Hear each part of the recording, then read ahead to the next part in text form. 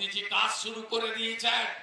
আগামী দিনে ভারত সরকারের পরিষেবা উন্নয়ন, মোদিজির হাত শক্তিশালী করার জন্য এই দেশ বিরোধী কুচক্রীদেরকে পরাস্ত করতে আপনারা বিনয় কুমার বিশ্বাসকে বিধানসভায় জেতান।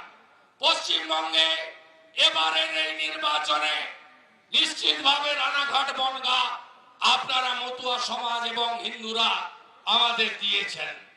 আমি কাঁথি তমলুক জিতিয়ে এনে দিয়েছি, কিন্তু হ্যাঁ, আমরা 22-এর 24-এর স্বপ্ন দেখেছিলাম। আমরা 12টা আসন পেয়েছি, কিন্তু পশ্চিমবঙ্গে বিজেপি তার প্রতিষ্ঠার পরে এই প্রথম সবচেয়ে বেশি ভোট পেয়েছে। 2,33,27,000 ভোট ভারতীয় জনতা পার্টি পেয়েছে। আর আপনারা যে দেখছেন তোলামূল, এরা কিভাবে জিতেছে? এরা মুসলমানদের ভোটে জিতেছে।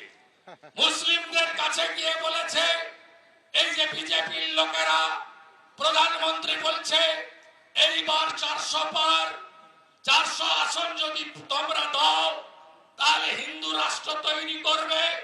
হিন্দু রাষ্ট্র হলে সব মুসলমানকে নাকি আমরা মাথায় করে নিয়ে পাকিস্তানে ছেড়ে দিয়ে আসবো। এই কথা তাদের মাথায় ঢুকানো হয়েছে।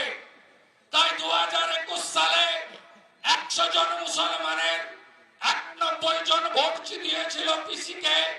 এবারে 100 জন মুসলমানের 95 জন ভোট দিয়েছে পিসিকে।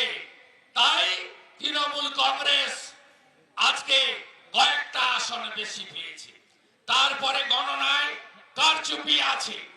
লড়াই তো বিজেপির সঙ্গে তৃণমূলের হয়নি, হয়েছে পুলিশের সঙ্গে। 5, 6, 7 দফাতে কি কি করেছে আপনারা কল্পনা করতে পারবেন না। এখানেও করার চেষ্টা হবে। আমি ভাই শান্তনু ঠাকুরকে জিজ্ঞেস করছিলাম, আগামী কয়েকদিন তোমার পরিকল্পনা কি?